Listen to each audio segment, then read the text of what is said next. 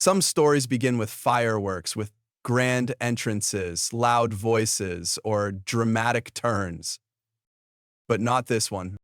This story begins in silence. In a small town dinner under flickering neon lights, with the soft hiss of bacon on a griddle and the quiet clink of a coffee cup being refilled for the 100th time. Begins with a woman the world never looked at twice, and a boy who spent every morning trying not to be seen. She didn't ask his name. He never offered it.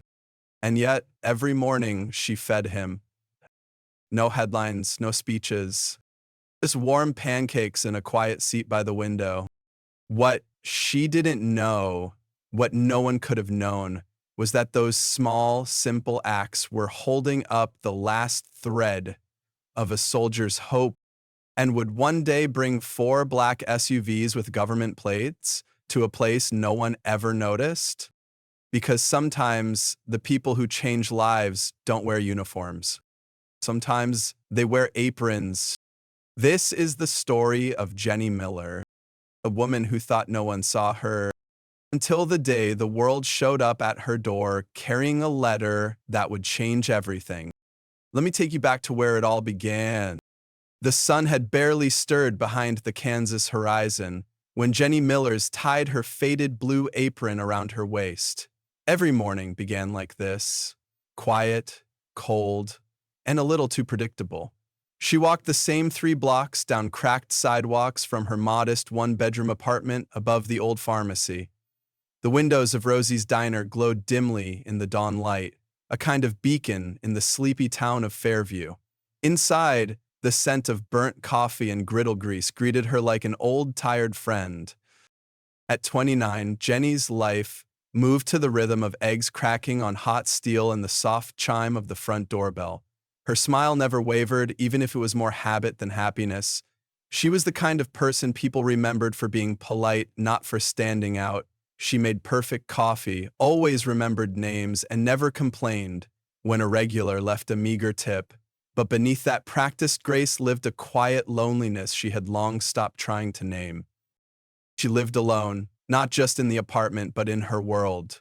Her father had died when she was 15, the memories still sharp with uniforms and flags and a folded triangle that used to sit on their mantle. Her mother followed 2 years later, taken by illness and grief. The aunt who took her in had long since moved to Arizona, her arthritic hands sending only the occasional birthday card or stiff holiday phone call. Jenny stopped expecting anything from anyone a long time ago. The apartment above the pharmacy was too quiet, filled with the kind of silence that hums in the walls. Her furniture was secondhand and her fridge was often nearly empty. Photographs yellowed by time sat on the mantel. A girl with windblown hair on a swing, her father crouching beside her in uniform, her mother watching from the porch. Jenny didn't like to look at them too long. There was a time when she tried to frame new memories, but they never quite seemed worth printing. The routine was what kept her grounded. Routine, and the belief, however faint, that showing up mattered. That maybe, just maybe, small consistencies could fill the cracks loneliness left behind. She'd grown used to disappearing into the rhythm of Rosie's diner, the clatter of plates, the steady pace of orders, the endless dance of coffee refills. She knew the regulars' orders by heart. Harold liked his eggs over easy with rye toast. Patty wanted her coffee blacker than my ex-husband's heart. And the Davis twins always asked for extra whipped cream no matter the hour. But no one knew much about Jenny. Not really. She wasn't the type to share. The parts of her life that hurt were tucked away behind polite nods and folded napkins. There was kindness in her, yes, but it was quiet, unadvertised, like a light left on for someone who never came home. Still, she never missed a shift. Not for the flu, not for holidays, not even for the anniversaries that haunted her in whispers. The diner needed her, or maybe she needed it.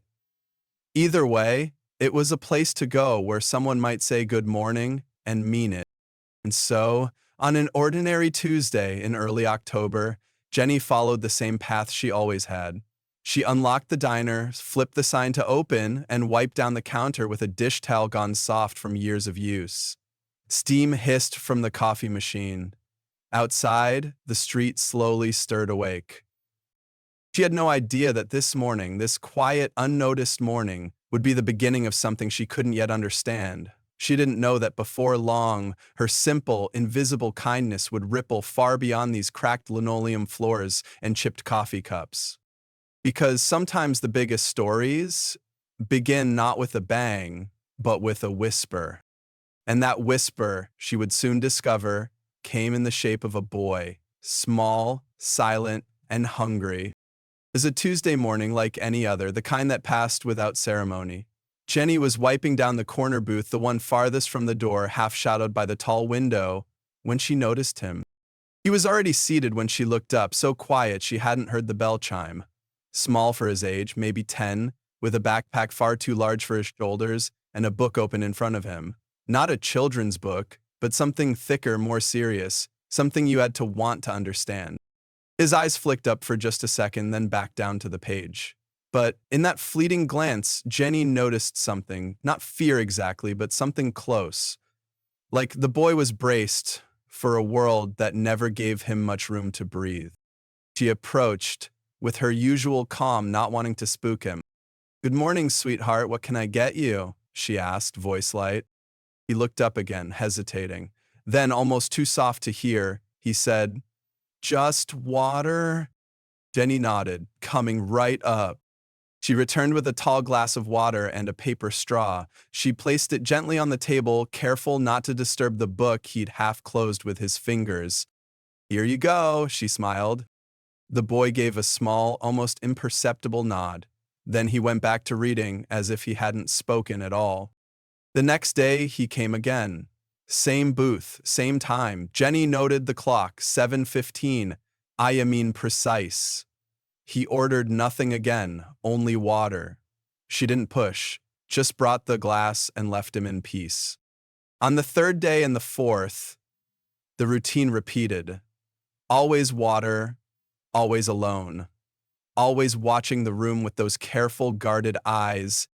By the end of the second week, Jenny had memorized his pattern. He arrived at 7:15, stayed until 7:55, then quietly slipped out. From the window, she once saw him turn the corner toward the elementary school a few blocks away. He never spoke more than, "Thank you." He never asked for food, but Jenny saw the way he looked at the plates that passed him, the way his eyes lingered on eggs, pancakes, and toast. It was hunger, she recognized. Not the kind that groaned in your stomach, but the quieter kind that trained you to never expect a full plate. She'd seen it before, in herself. And so, on the 15th morning, when she approached with a plate of pancakes, she let herself pretend. "Oh, I'm sorry," she said, setting the plate down gently. "The kitchen made an extra by mistake. I'll just leave it here instead of throwing it away." She watched him from behind the counter, pretending to be busy. The boy looked at the plate as though it might vanish if he blinked. Suspicion warred with need in his eyes. Jenny didn't say another word. She just waited. Finally, he picked up the fork, ate like someone who wasn't sure he'd get another chance. When she came back to clear the plate, it was empty. The boy's eyes stayed locked on his book, a deliberate avoidance that told her more than any thank you could. But as she turned to leave, she heard it. Soft, fragile. And just like that, something shifted. From that day forward, the ritual continued, never acknowledged, never discussed, but as dependable as the morning sun rising over the diner's aluminum roof. Jenny never asked his name. She didn't have to. There was something sacred in the silence they shared, something delicate that felt like it would crumble under the weight of a single wrong question. Each morning, she brought him mistaken orders. Pancakes one day, scrambled eggs and toast the next, a small bowl of oatmeal when the weather turned cold. She never placed the food down with fanfare. She simply set it in front of him with the same quiet efficiency she gave every customer. But her hands moved more gently. Her eyes lingered a second longer. The boy never refused the food. He never asked for it either, but he always ate every last bite, sometimes so quickly it seemed he feared it might be taken away. Jenny would catch glimpses of his eyes following the plates in other people's hands, how they widened for a moment before hardening again, trying not to want. That flicker was all she needed to keep showing up for him. The rest of the staff began to notice. Kathy, who worked the grill and had been at Rosie's since the ADS, cornered Jenny behind the walk-in freezer after the third week. "You're feeding a stray, Jen," she said, not unkindly. "You start giving handouts, they expect it. One day he'll vanish and won't even look back." Jenny just shrugged. "I used to be that hungry too," she replied, voice low. It was the first personal thing she'd said to Kathy in 3 years of working side by side. Later that week, Harold, the retired postman who came in daily at 7 o'clock sharp, leaned across the counter. "Who's the kid?" he asked, sipping his black coffee. "I've never seen a parent drop him off." "I don't know," Jenny said simply, "but he's hungry." That was all she said, all she needed to say. Most of the other customers ignored the boy's presence, too caught up in their own routines, but a few took notice. A businessman in a tailored suit once muttered, "Playing charity worker on company time, huh?" as Jenny passed his table. Another regular scoffed. "Kids these days expect handouts like it's a birthright. In my day, you worked for every bite." The comments stung more than she led on. But Jenny had learned something long ago. Arguing kindness with the unkind only hardened their hearts further. So, she didn't explain herself, didn't defend her actions. She just kept showing up with warm food and a soft smile. Then came the conversation with Mark, the diner's manager. He called her into his cramped office one morning, his thinning hair plastered to his forehead with sweat, his tone more tired than angry. "I've been watching you with that kid," he said. "You know we can't give out free meals. It sets a precedent. Bad for business." Jenny didn't flinch. She simply replied, "I'll pay for it, from my tips." Mark blinked, startled. "You barely make enough to pay rent." "I know, but I can manage one meal a day." Something in her voice made him pause, a quiet determination that didn't ask for approval. He sighed. "Fine, but if it affects your work or that kid causes trouble, it stops. Understood?" Jenny nodded. Relief swept through her like warmth after a cold. She'd been ready to get fired. This was manageable. From that day on, a small part of every tip Jenny received went not toward the winter coat she needed, nor the dentist appointment she'd been putting off, but toward pancakes, toward something warm for a boy who never asked. Gradually, something changed, not loud or sudden, just small shifts. His shoulders no longer hunched like he expected the world to strike. His eyes began to meet hers, first for a second, then 2, then 3. And for Jenny, that tiny shift, a glance held a heartbeat longer, meant more than any words. It told her she hadn't imagined the ache in him. It told her she wasn't just feeding a body, but reminding a soul that it still mattered. The diner's rhythm didn't change, but Jenny felt it, eyes lingering longer than before, whispers folding into the steam of morning coffee.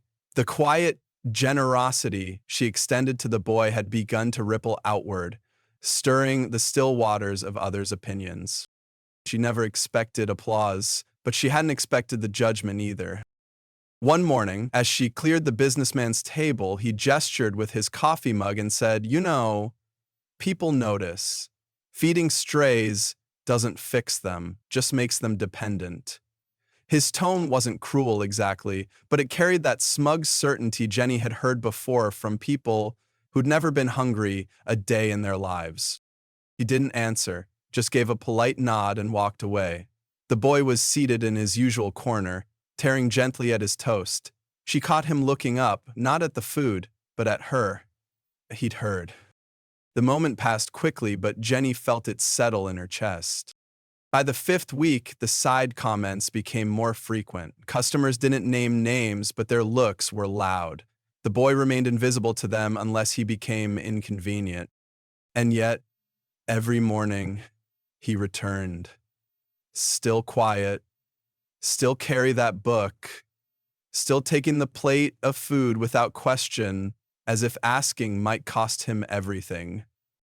Mark, usually too buried in paperwork and payroll headaches, finally called her in again.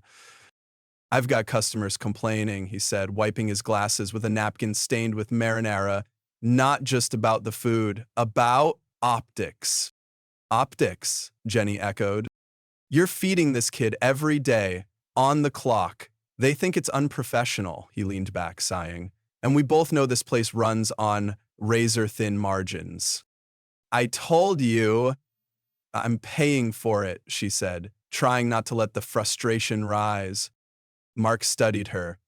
I know, but it's the principle now, Jen. You're making people uncomfortable. She stared at him for a long beat. Then she reached into her pocket and pulled out the small envelope where she kept the day's tips. Then take it now, apply it before anyone has to feel uncomfortable seeing a kid eat breakfast. Her words were sharper than usual. Mark noticed. He raised his hands. All right, calm down. Look, I'm not the villain here. I just don't want you burning out over someone who might just disappear. Jenny's voice softened. Maybe he will. But while he's here, I'm not going to let him sit and starve while I serve eggs to people who throw away half their plates. Mark didn't have an answer for that, just nodded and scribbled something in his ledger. That night, Jenny walked home slower than usual. The cold had settled into her jacket. She thought about the boy's eyes when he ate, and how no one should have to carry that kind of hunger alone. At home, she pulled out a small wooden box from the back of her closet. Inside was the leather-bound journal her father had carried through his tours in the Middle East. The edges were frayed and the spine cracked with memory. She turned to a page she knew by heart. Shared a half ration with a local boy today, the entry read. Johnson said I was crazy, that he might turn us in. Maybe. But when he ate, I saw Mom's face, saving the last piece of bread for me during hard winters. No one grows poor by sharing half a loaf. Jenny read it twice, then again. It was something her father had believed in deeply, that survival wasn't only about strength, but about remembering to look out for someone who might not make it on their own. She closed the journal and sat for a long time in silence, listening to the hum of her radiator and the creak of the floorboards. And then, without fanfare, she packed 2 boiled eggs and a granola bar into her bag, just in case the boy ever showed up outside of morning hours, looking for something more than breakfast. Because kindness, she reminded herself, only meant something if it didn't wait to be asked. The morning air turned brittle with the creeping chill of November. Jenny, as always, prepared his plate before the diner opened, pancakes with a pat of butter that melted slowly, like hope taking its time. She placed the meal gently at his usual booth, tucked the silverware in a neat triangle, and waited. But the boy didn't come. She glanced at the clock, 7:15, then 7:30, then 7:55. The booth remained empty, its stillness somehow louder than the clatter of forks and the murmurs of regulars. At 8 o'clock, Jenny cleared the untouched plate and wrapped it carefully, as if discarding it would mean letting go of something important. She couldn't bring herself to throw it away. That night, she reheated it in her microwave, then let it go cold again as she sat staring at it in silence. The next day, the same, and the next. With each morning he didn't appear, Jenny felt something unraveling inside her, a thread she hadn't realized was holding her together. The small ritual, the quiet bond, the boy's presence. It had become something more than routine. It had become a purpose. By the 6th day, Kathy walked by and muttered, "Told you, they always disappear." There wasn't cruelty in her voice, just a resigned certainty. Jenny didn't respond. She simply kept setting the plate at the same booth just in case. Then came the mockery. One of the regulars had taken a photo of the empty booth, of the untouched meal still steaming under the morning light. The image landed in a local Facebook group, captioned, "Rosie's Diner now serving imaginary charity cases." The comments were worse. Probably a PR stunt. Bet they throw that food out every day and call it charity. Feeding ghosts now, she's either delusional or trying to get attention. Jenny read them once, just once, and it was enough to burden. That night, in the quiet of her apartment, she questioned herself for the first time. Had she been naive? Was she filling a hole in her own heart with borrowed purpose? Had she seen a hungry child, or just a reflection of herself? Seeking something to hold on to, she opened her father's journal again. The same page waited for her, the words steady, grounding. No one grows poor by sharing half a loaf. And then, beneath it, she noticed a line she hadn't paid attention to before. But those who forget to share remain hungry their whole lives. Tears welled in her eyes, not from sadness, but from the clarity that settled into her chest like warmth against the cold. She didn't need to know the boy's story to recognize the hunger in him. And hunger, she knew, whether it lived in the belly or in the soul, didn't ask for an explanation. It simply needed bread and a little grace. The next morning, his 10th day absent, she placed the plate down again, same as always. The customer across the counter asked, "He's still not coming back?" Jenny didn't answer. She just refilled his coffee and turned away. The booth sat empty, but she'd left the plate anyway, not out of hope, not even out of habit, but out of something deeper, a promise, maybe. One the boy never heard, but one she had made nonetheless. On the morning of his 23rd absence, Jenny still prepared the pancakes. The diner buzzed with the usual hum, silverware clinking, conversations rising and falling like tides. She moved through it all with muscle memory, her hands flipping coffee cups, balancing trays, and refilling creamers. But every few minutes, her eyes flicked to the door. Still empty. The booth where he once sat remained untouched, waiting like an unopened letter. She didn't expect him anymore, not really. But she set the plate down anyway. Warm, perfect, a silent offering to someone the world had forgotten. At precisely 9:17 IMI, the air changed. First came the silence. The chatter dulled like a record needle lifting mid-song. Jenny, standing near the window with a fresh pot of coffee, followed the stunned gazes of the customers. Outside, 4 gleaming black SUVs were pulling into the diner's tiny parking lot with quiet authority.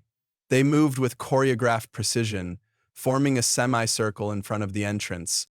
The vehicles bore government plates. Doors opened in unison. Uniformed men stepped out, each one tall, silent, and impossibly still. They didn't move like civilians, they moved like men trained not to flinch. At the center, a man emerged from the lead SUV. His presence was undeniable. Even before you noticed the chest full of ribbons and medals or the polished shoes that barely touched the gravel. He wore the formal dress of a senior military officer. He scanned the diner's facade before stepping forward, flanked by 2 younger men. Every head inside turned. Forks froze midair. Even the old jukebox in the corner seemed to fall mute. The bell above the door rang, louder than usual. Mark stumbled out from the back, smoothing his hair, his eyes darting between the officer and Jenny. "Can I help you, gentlemen?" he asked, his voice thinner than usual. The officer removed his hat. His voice was firm but not cold. "I'm looking for someone. A woman named Jenny Millers?" The silence stretched long enough for Jenny to hear the hum of the refrigerator behind her. Every gaze shifted toward her. She set down the coffee pot slowly and stepped forward. "I'm Jenny," she said, heart pounding. The officer looked at her, his expression shifting, softening. "Jenny Millers," he repeated more gently this time. She nodded, suddenly aware of her trembling hands. "My name is Colonel David Reeves, United States Army Special Forces Command." He reached into his breast pocket and pulled out a crisp envelope, the kind that only carried news people never truly felt ready for. "I'm here because of a promise," he said, "a promise made by one of my men." He held the envelope out to her, but Jenny didn't take it. Not yet. Her breath caught in her throat. "A personal message," he added, "from Adam's father." Jenny blinked. "Adam?" "The boy you've been feeding for the past several months," the colonel explained, his voice quiet and respectful. "His name is Adam Thompson. His father was Master Sergeant James Thompson, one of the finest soldiers I've had the honor to command." Was. The word hit Jenny like a blow. The past tense, the finality. I don't understand," she whispered. "Is Adam okay?"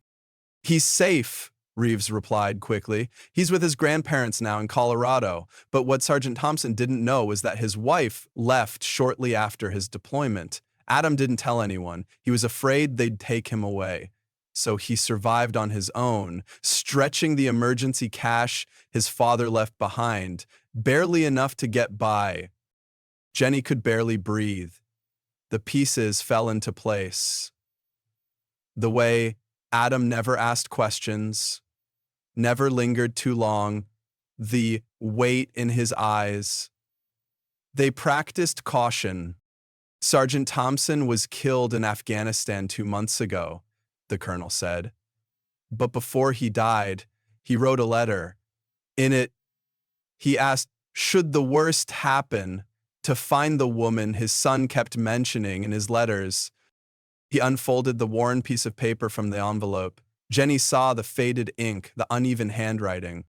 He wrote, if I don't make it back, please find the woman who's been feeding my boy. He said she never asked questions, never made him feel ashamed, just showed up. She didn't just feed a child, she preserved his dignity. Jenny reached out slowly, taking the letter as tears blurred her vision. Her hand trembled as she clutched the final words of a father she had never met, whose trust she had unknowingly earned. The colonel cleared his throat, but his voice cracked despite himself. That letter was read aloud at Sergeant Thompson's memorial, and once Adam told us your name, the Special Forces community made it our mission to find you and thank you. Behind the colonel, every uniformed soldier in the diner and outside the door moved as one, standing tall, snapping to formal attention. Then, in a moment of solemn grace, Colonel Reeves raised his hand and saluted her. Not just a nod, not a handshake. A full, respectful military salute given to someone who had never stepped onto a battlefield, but who had, without knowing it, stood her ground in one of the most sacred ways. And one by one, the other soldiers followed. Inside the diner, not a single person spoke. Even those who once mocked Jenny's kindness stared in silence, their shame written across their faces. Mark stood behind the counter, still and pale. Jenny stood in the center of it all, no longer invisible. A letter clutched to her chest. A waitress who had done something most would overlook. She fed a hungry child, and in doing so preserved a soldier's final hope. In the days that followed, Rosie's Diner became something it had never been before. Not just a stop for bacon and eggs, but a place where people came to feel something they'd forgotten: gratitude. The story spread through town like a spark catching dry grass. It moved from whispered conversations to front pages, from the town's Facebook groups to national military forums. Where once there had been mockery, now came reverence. The same online group that had ridiculed Jenny just weeks before shared a new post, this time a heartfelt retelling of Sergeant Thompson's letter. Thousands shared it. Hundreds left comments. Thank you, Jenny. My son is deployed. This hit hard. We need more people like her in the world. Real kindness expects nothing. She gave everything. Regulars returned with a quiet change in their eyes.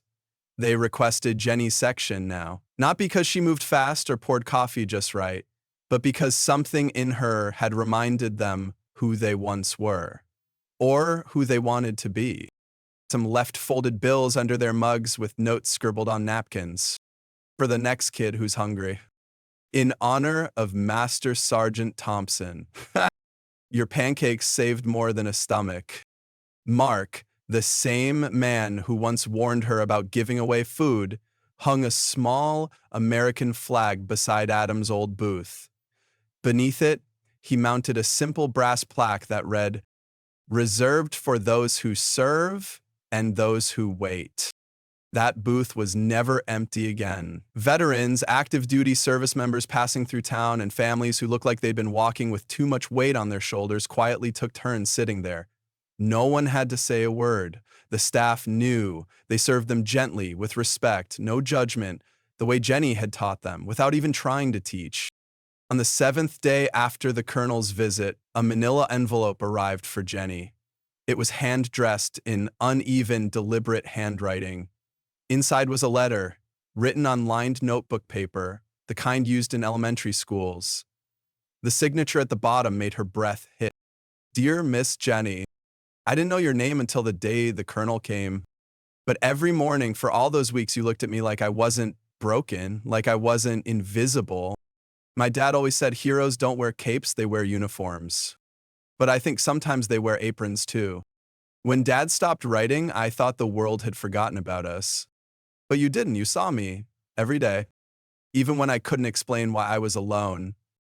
Grandma and Grandpa are teaching me to fish. Grandma makes cookies that taste almost as good as your pancakes. I still miss him. And sometimes I miss the way your booth smelled like syrup and warm butter. Thank you for not asking questions when I couldn't answer. Your friend, Adam Thompson. Yes, I finished the book. It had a happy ending after all. Jenny read the letter twice, then she framed it.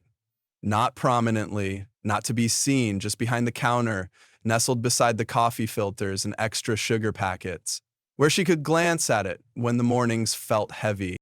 Word began to spread through the military community. Soldiers passing through Kansas made detours to Rosie's. Some left behind challenge coins, unit patches, even medals. Small tokens placed quietly on the counter, each one carrying a silent message. We remember. We honor what you did. Mark cleared a section of the bulletin board by the register. There, he created a collage from these pieces of gratitude. Over time, it grew, stretching across the wall, vibrant with symbols from every branch, from places Jenny had never even heard of. And yet, despite all the attention, she stayed the same. She still arrived before dawn, still tied her apron, still filled coffee without asking if you wanted cream. But something in the way people looked at her changed, not as someone ordinary, but as someone who had lived quietly with great courage. A waitress, yes, but also something more. Winter gave way to spring, but Jenny never stopped checking the booth at 7:15. Even though she knew Adam was now safe, hundreds of miles away in Colorado, a part of her still looked toward the door each morning, just in case. One quiet Tuesday, nearly a year after Adam had first walked through the diner's door, Jenny arrived for her shift like always, keys jingling in her pocket, apron slung over one shoulder. But something unusual caught her eye. Resting neatly beside her order pad at her usual prep station was a small, round object, metallic and heavy-looking. At first she thought someone had dropped it, but when she picked it up, a chill ran through her fingers. It was a challenging coin. The insignia of the United States Army Special Forces was engraved on one side. On the reverse, in an elegant custom script, were the words, Sempre memor, always remembering. Jenny looked up, scanning the quiet diner. No military uniforms, no black SUVs, just the familiar faces of early regulars and the scent of bacon curling in the air. She stepped outside, peering down the street. The sidewalks were empty except for a jogger and the rhythmic hiss of lawn sprinklers. No one waited, but the coin, its weight, its meaning was real. She slipped it into her pocket slowly, her fingers closing around it like a promise. It wasn't for display, it wasn't for bragging rights. It was a message passed hand to hand across a community that saw what she had done and understood its value. That evening, as she unpinned her apron and turned out the lights behind the counter, Jenny noticed Mark placing a new sign in the front window. It was simple and elegant, white background, navy blue lettering, no marketing gimmicks, no logo. Whoever you are, whatever you can pay. No one leaves hungry. When he caught her watching, Mark gave an awkward shrug. Figured it was time. Jenny nodded, her throat tight. No speeches, no meetings, just quiet change, the kind that mattered most. From that day forward, the diner shifted without noise. A mother and child who looked tired were offered an extra pancake without charge. A veteran on the road was told his coffee was already paid for. Nobody made announcements. Nobody asked questions. And Jenny? She continued to work as she always had, gentle, consistent, invisible in all the right ways. But now, her kindness echoed. It moved through others, passed from hand to hand, like that coin in her pocket. One morning, as she refilled glasses for a school group on a field trip, a little girl with big, curious eyes tugged gently on her apron. "My dad says you're a hero," the girl said with cheerful innocence. "Do you feel like one?" Jenny knelt, smiling softly. "No, sweetheart, I'm just someone who knows what it's like to be hungry." The girl's teacher, standing nearby, added quietly, "Not just for food." Jenny met the woman's gaze, their silent understanding speaking louder than words. Later that summer, Rosie's hosted a fundraiser for military families. Locals donated more than expected, more than Jenny had dared to hope. Mark surprised her by matching the total out of his own pocket, something he admitted he never would have done a year earlier. "You know," he said, "my dad used to feed every stray kid in the neighborhood, drove my mom nuts. I never really got it." He paused, looking around the diner. "But now I think I do." It was nearly dusk when Jenny finished her shift and stepped out into the soft amber glow of the evening. The streets were calm, washed in the low hum of crickets and the occasional rumble of a passing truck. As she walked the familiar 3 blocks home, the challenge coin pressed against her hip inside her pocket. A quiet, grounding presence. In her apartment, she hung her apron on the same hook by the door like she always did. The silence of the room greeted her as it always had, but it no longer felt hollow. It felt still, purposeful, a space where memories didn't echo with absence, but lived with grace. She moved to the small wooden box on her dresser, the one where she kept the few things that truly mattered. Gently, she opened it and placed the coin inside, right next to her father's journal and the framed letter from Adam. There, side by side, rested 3 quiet truths. A soldier's belief that kindness saves more than strategy, a boy's gratitude for being seen, and a coin from strangers who had never met her, but understood her heart. Rosie's Diner carried on in the months that followed, not as a monument, but as something living. Travelers began to stop not just for the food, but because they'd heard of her, of that booth, of what it stood for. Some left stories, others left nothing but a nod, but all left changed. The bulletin board behind the register grew crowded with thank you notes, challenge coins, handwritten prayers, and even childlike drawings of soldiers, pancakes, and waitresses with kind eyes. But Jenny never sought attention. When people asked, she would smile softly and say, "It's just a thank you note from someone who needed a meal." It was enough. Sometimes, in the early hours before sunrise, she would walk past the booth and rest her hand gently on the table's edge. She no longer imagined Adam sitting there. She imagined anyone who had ever felt unseen, forgotten, worn thin by the world. And she hoped that at that moment, with warm food and no questions, they'd feel whole again, even just for a while. Because hunger wears many faces, it's not always about food. Sometimes it's about being noticed, being cared for, being told without words that you matter. She thought of Adam often, now growing under Colorado skies, learning to fish with his grandfather, healing in his own time. And she hoped he carried something with him, not just the memory of pancakes or the smell of syrup, but the knowledge that someone, somewhere, chose to see him when he felt invisible. That even when the world failed him, kindness did not. One day, the story of Jenny Millers may fade from headlines, from Facebook posts, from whispers across counters, but the booth remains, the plaque remains, and more importantly, the choice remains. The choice to show up, to feed someone who hasn't asked, to offer grace when no one else will, to leave the world better than you found it, with nothing but a warm plate and a heart that still believes small kindnesses matter.